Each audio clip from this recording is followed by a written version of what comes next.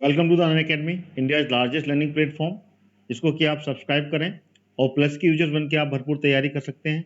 और इसमें आप एमपीपीएससी, व्यापम्स और अन्य सभी कैटेगरी के आप यहाँ पर कोर्सेज की तैयारी कर सकते हैं। और इसमें आप मेरा कोड का इस्तेमाल करेंगे तो 10% का डिस्काउंट आपको यहाँ पर मिलेगा, जो कि है हरदयाल कुशवाहा। इसको लगाना आप बिल्कुल ना भूलें। अभी बहुत ही प्यारा ऑफर चल रहा है एमपी अनअकैडमी पर, जंबो ऑफर, जिसमें कि आप 24 महीने की सब्सक्रिप्शन पर 4 महीने का फ्री मिलेगा, यानी कि टोटल 28 मंथ का मिल रहा है। यहाँ पर 12 महीने की सब्सक्रिप्शन पर 3 महीने का यहाँ पर फ्री मिल रहा है, जो कि 15 मंथ का है। तो यहाँ पर आपको मैक्सिमम बेनिफिट मिलेगा जंबो ऑफर में, साथ में 10% का डिस्काउंट, मेरा रेफरल कोड जो कि हरदयाल कुशवाहा, इसको लगाकर आप सीधे पा सकते हैं। अनअकैडमी पर आपको लिमिटेड कंटेंट मिलता है फ्री में, लेकिन प्लस में आपको unlimited content, complete syllabus, unlimited mock test, PDF notes, dedicated doubt clearing sessions, MPPSC prelims और मेंस की पूरी तैयारी करवाई जाती है। साथ में 2000 से अधिक प्रैक्टिस क्वेश्चन सेट भी मिलते हैं और मिलता है 10% का डिस्काउंट मेरा रेफरल कोड हरदयाल कुशवाहा लगाने पर प्लस में। तो इसको लगाना आप बिल्कुल ना भूलें। बेनिफिट ऑफ द सब्सक्रिप्शन आपको क्या मिलता है यहाँ पर, आप अपने मनपसंद टीचर से यहाँ पे पढ़ सकते हैं। स्ट्रक्चर लर्निंग होती है, different batch course different exams के होते हैं, डेडिकेटेड डाउट क्लियरिंग सेशन यहाँ पे कि आप लाइव क्लास में डाउट क्लियर कर सकते हैं। इंटरेक्शन बाय पोल, कमेंट्स, क्विज के द्वारा होता है। यहाँ पे आप एक ही सब्सक्रिप्शन पर अनलिमिटेड एक्सेस पा सकते हैं सभी एजुकेटर्स का, जो कि सिंगल कैटेगरी में हो। वीडियो को यहाँ पर आप डाउनलोड कर सकते हैं और पीडीएफ भी आपको हर कोर्सेज का, हर चैप्टर का मिलता है, इसको कि आप डाउनलोड करके तैयारी कर सकते हैं। अनअकैडमी में अभी 22 सितंबर को ये लॉन्च हो रहा है, जो कि 8 मंथ का फाउंडेशन बैच कोर्स है, जिसमें कि आप एमपीपीएससी प्रीलिम्स और मेंस की तैयारी कर सकते हैं।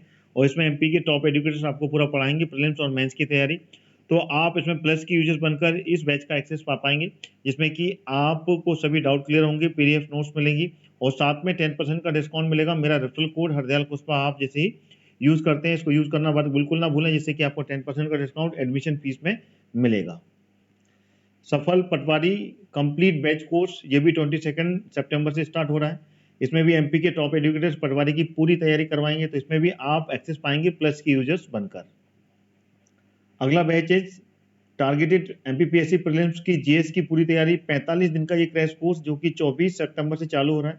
तो इसमें भी एमपी के टॉप एजुकेटर्स आपको पढ़ाएंगे और पूरा का पूरा जो लेटेस्ट सिलेबस है वो इसमें कंप्लीट होगा, सारे डाउट क्लियर होंगे, पीडीएफ नोट्स मिलेंगी। तो प्लस के कोर्सेज में यहाँ पे आपको एक्सेस पाएंगे, ये प्लस के यूजर्स बने और साथ में 10% का डिस्काउंट मेरे रेफरल कोड हरदयाल कुशवाहा से आपको मिलेगा। 8 मंथ का फाउंडेशन बैच कोर्स, ये प्रीलिम्स और मेंस के लिए आंसर राइटिंग के साथ में इंग्लिश मीडियम के स्टूडेंट के लिए 20 सितंबर से स्टार्ट हो रहा है। एमपी के टॉप एजुकेटर इसमें आपको पढ़ाएंगे प्रीलिम्स और मेंस की पूरी तैयारी। यहाँ पर आपको मिलेगी dedicated doubt clearing session, PDF notes भी मिलेंगे। तो प्लस की यूजर्स बनिए और प्लस में मेरा कोड इस्तेमाल कीजिए, इसमें आपको 10% का डिस्काउंट भी मिलेगा हरदयाल कुशवाहा आप जैसे ही आप लगाएंगे। अनअकैडमी पर डिफरेंट वेरिएशन का सब्सक्रिप्शन है, इसमें आप 1 महीने से 3 महीने, 6 महीने, 12 महीने और 24 महीने का यहाँ पे आप सब्सक्रिप्शन मिलेगा। तो किसी भी एक सेक्शन को आप सिलेक्ट करके मेरा कोड इस्तेमाल करें यहाँ पर हरदयाल कुशवाहा, देने उसके बाद में 10% का डिस्काउंट आपको यहाँ पर मिलेगा। और मेरा कोड है हरदयाल कुशवाहा, जिसको लगाकर आप ये सब्सक्रिप्शन में 10% का डिस्काउंट प्राप्त कर सकेंगे। तो अभी आप सब्सक्राइब करें एमपीपीएससी और व्यापम्स के सभी एग्जाम्स के लिए अनअकैडमी को, और क्रैक करने के लिए तैयार हो जाएं सभी एग्जाम्स, चाहे वो किसी भी कैटेगरी के हों। और इसमें मेरा कोड लगाना बिल्कुल ना भूलिएगा, जो कि ऊपर आपको यहाँ पर हरदयाल कुशवाहा कैपिटल लेटर में लिखा है, जिससे कि आपको 10% का डिस्काउंट प्लस की यूजर्स में मिलेगा। तो अभी सब्सक्राइब करें, let's crack it with the Unacademy.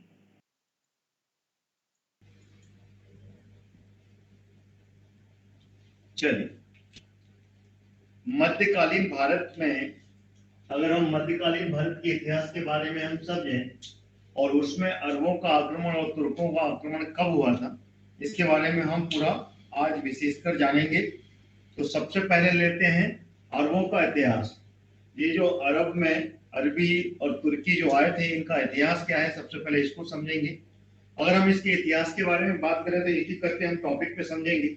मध्यकालीन की प्रमुख घटना में अगर भारत में देखा जाए तो अरब और तुर्कों का महत्व ज्यादा है और उन्होंने ही सबसे पहले यहाँ पर आक्रमण किया था भारत पर, ठीक है ना।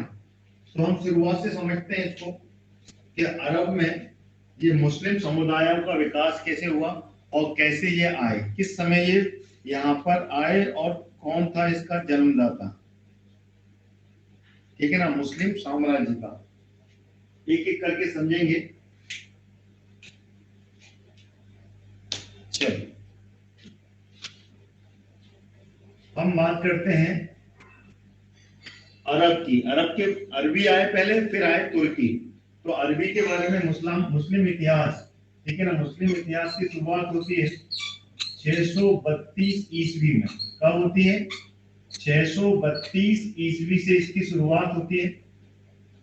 632 ईस्वी में जब हजरत मोहम्मद, किसकी? हजरत मोहम्मद सल्लल्लाहु अलैहि वसल्लम की मृत्यु हो जाती है, ठीक है ना। उसकी मृत्यु के पश्चात में जब यहाँ पर खलीफा का अधिकार हो जाता है, ठीक है, याद कर लीजिएगा किसकी मृत्यु होती है इस समय? हजरत मोहम्मद,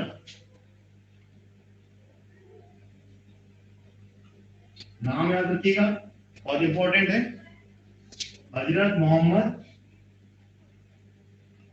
सल्लल्लाहु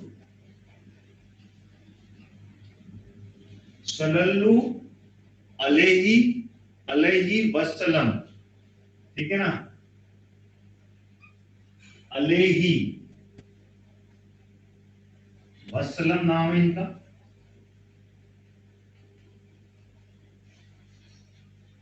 अलैहि वसल्लम, इनकी मृत्यु के बाद, ठीक है ना, इनकी मृत्यु के 6 वर्ष बाद, इनकी मृत्यु के 6 वर्ष के अंतर के अंदर, ठीक है ना, इनकी मृत्यु होती है, उसके 6 वर्ष के अंदर ही अंदर इनके उत्तराधिकारी आ जाते हैं। इनके उत्तराधिकारी जो कि अरब के विभिन्न प्रांतों में अपना अधिकार जमाते हैं, ठीक है ना, जिसमें कि कौन कौन से? 6 वर्ष बाद, 6 वर्ष के अंदर, 6 वर्षों के अंदर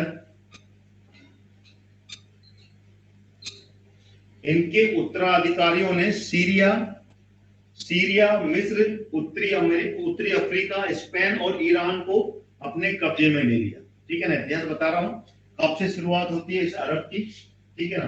कौन कौन से देश थे इसके? सीरिया, स्पेन,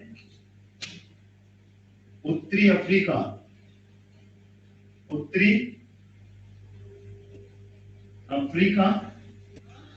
और कौन सा?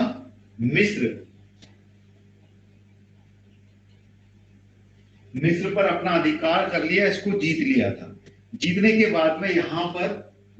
बाद में उसके बाद में यहाँ पर खलीफा साम्राज्य की शुरुआत होती है, ठीक है ना। इस पर विजय के बाद, ठीक है ना, इस पर विजय कर ली इन्हें, विजय पाई, और विजय के बाद में यहाँ पर फिर खलीफा की शुरुआत होती है। यहाँ पर बहुत इंपॉर्टेंट है खलीफा का रोल यहाँ पर, इसलिए इसको बताना मेरे लिए बहुत ही ज्यादा आवश्यक पड़ जाता है। खलीफा साम्राज्य, ठीक है ना, इस समय जो खलीफा साम्राज्य है ना, उसने यहाँ पर अपना अधिकार जमा लिया। अगर खलीफा साम्राज्य की बात करें तो खलीफा साम्राज्य सबसे पहले फ्रांस में शुरू हुआ था। फ्रांस के लायर नामक स्थान से लेकर, कहां से? फ्रांस, उस समय फ्रांस पर, ठीक है ना, जो आज वर्तमान में जो फ्रांस है वो फ्रांस नहीं था, उस समय की बात कर रही है। और ये बात हो रही है कब से? 632 ईस्वी के बाद 6 वर्षों बाद, यानी कि 638 की बात हो रही है। 632 से 638 की बात हो रही है। तो उस समय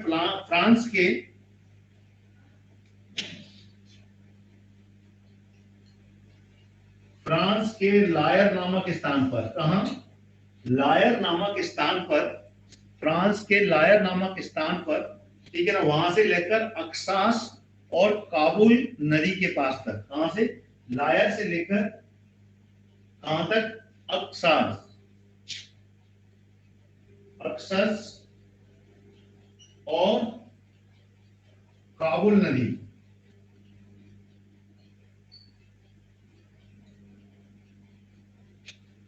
काबुल नदी के पास तक खलीफा का साम्राज्य फैला था। इसका खलीफा का साम्राज्य वहां पर फैला हुआ था।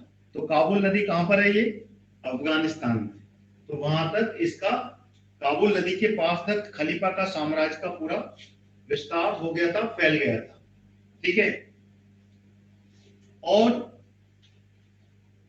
हजरत मोहम्मद सल्लल्लाहु अलैहि वसल्लम की मृत्यु के बाद में, इसकी मृत्यु के बाद में खिलाफत एक संस्था थी, ठीक है ना। आपने सुना होगा 1942 के समय में भारत में खिलाफत आंदोलन हुआ था, ठीक है, तो ये वही खिलाफत है, ठीक है।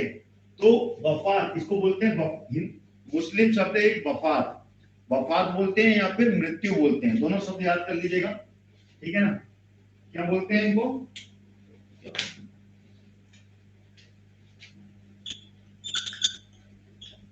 वफात बोलते हैं या फिर इसको मृत्यु बोलते हैं, ठीक है ना। हिंदी में इसको मृत्यु बोला जाता है, और मुस्लिम शब्द है या फिर तुर्की शब्द है वफात, ठीक है ना।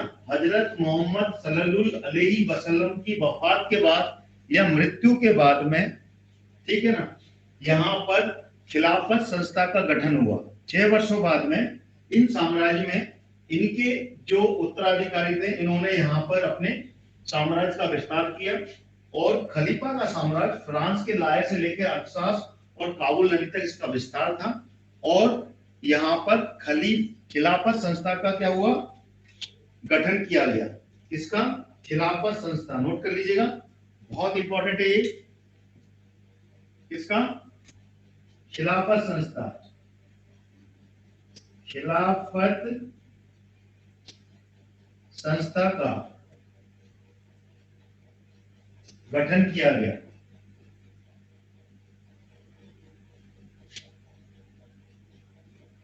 ठीक है, खिलाफत संस्था का गठन किया गया, जो कि इस बात का निर्णय करती थी, ये खिलाफत संस्था का जो काम था वो क्या था, जो कि इस बात का निर्णय करती थी कि इस्लाम का उत्तराधिकारी कौन होगा। ये संस्था बनाई गई, और उस संस्था में ये निर्णय लेती थी ये कि इस्लाम को आगे बढ़ाने वाला जो उत्तराधिकारी होगा वो कौन होगा, ठीक है ना। तो हजरत मोहम्मद सल्लल्लाहु अलैहि वसल्लम, ठीक है ना, इनकी मृत्यु के बाद में इन्हीं के परिवार के, ठीक है ना, इन्हीं के परिवार के इनके दोस्त थे। इनके दोस्त का नाम क्या था? अबू बकर। क्या नाम था? इनकी मृत्यु हुई, मृत्यु के तुरंत बाद इन्हीं के दोस्त का नाम था क्या? अबू बकर। इनके मित्र थे, मित्र का नाम था अबू बकर। क्या नाम था? अबू बकर। इनको हजरत मोहम्मद सल्लल्लाहु अलैहि वसल्लम का क्या? उत्तराधिकारी घोषित कर दिया। ठीक है, इतना मालूम पड़ गया।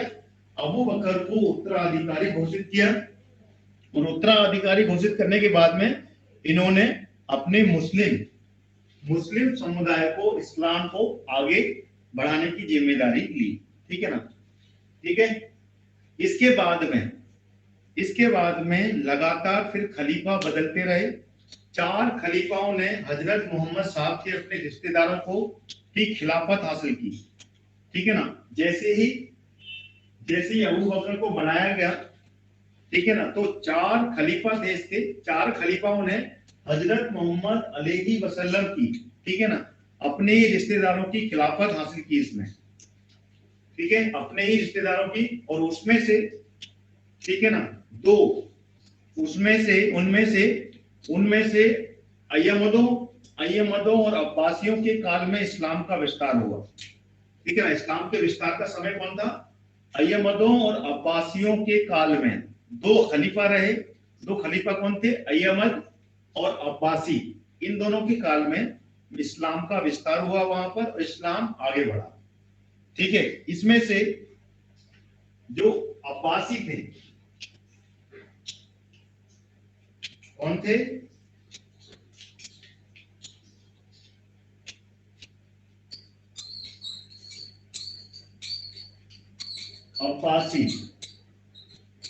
अब्बासी ने ईरान, नोट कर लीजिएगा, ईरान में अपनी सत्ता कायम की। इतिहास बता रहा हूं, इसमें पूरी हिस्ट्री समझ में आएगी। ईरान के बाद में, ईरान के पास में, ईरान में पहले किसका शासन था? ईरान में पारसियों का। ठीक है ना, इस्लाम की सत्ता कायम होने से पहले वहां पे पारसियों की सत्ता कायम थी, पारसी रहते थे। ठीक है ना, और पारसियों पर उस समय अब्बासी जो खलीफा बना, इसने ईरान पर अधिकरण किया और वहां पे इस्लाम का विस्तार किया, और वहां पे जो पारसी रहते थे उस पर इस्लाम का ग्रहण लग गया, यानी कि इस्लाम ने वहां पर पूरा कब्जा कर लिया। और वहां से जो पारसी थे वो भागकर कहां आ गए? वहां से स्केप हुए, वहां से छोड़कर चले आए। अगर जो वहां पे पारसी रह गए उनको वहां पर इस्लाम को कबूलना पड़ा, इस्लाम धर्म को अपनाना पड़ा, और जिन्होंने अपनाया नहीं वो वहां से भाग निकले, और भागने के बाद में वो भागते भागते दौड़ते लगाते मतलब कि वहां से छोड़कर आए और सिंध की तरफ में आके बस गए। कहां बसे? सिंध में, जो भारत के पास में अफगानिस्तान में जो सिंधिस्तान है वहां पे आके अपना आसरा ढूंढा। देन उसके बाद में इस्लाम का विस्तार और आगे बढ़ता चला गया और आगे बढ़ा, तो सिंध में भी उनके पैर नहीं जम पाए। किसके? पारसियों के। जब पारसियों के सिंध में भी पैर नहीं जम पाए और वहां पे भी इस्लाम के जो अरबी थे इन्होंने अपना आक्रमण किया, तो उसके बाद में वहां से पारसी आगे और बढ़े और भारत में आके गुजरात में आके बस गए। कहां पर? गुजरात उनका आखिरी स्थान था यहाँ पे कि उन्होंने अपनी स्थान को चुना और वहां पे आकर बस गए थे पारसियों ने।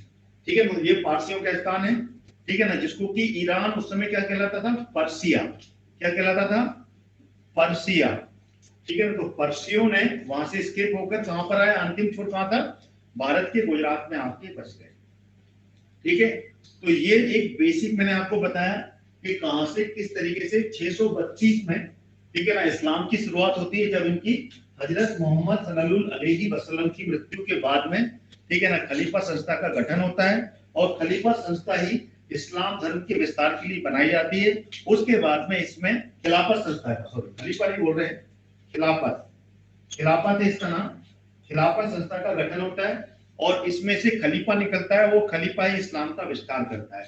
उसके बाद में इसने ईरान के बाद में आगे के क्षेत्र में इसने अपना विस्तार करता है। विस्तार करने के बाद में फिर अब्बासियों ने ईरान से पर्सिया को हटाया, अब्बासी जो खलीफा बनता है, और उसके बाद में जो पर्सिया हैं वो गुजरात में आके बस जाते हैं। ठीक है,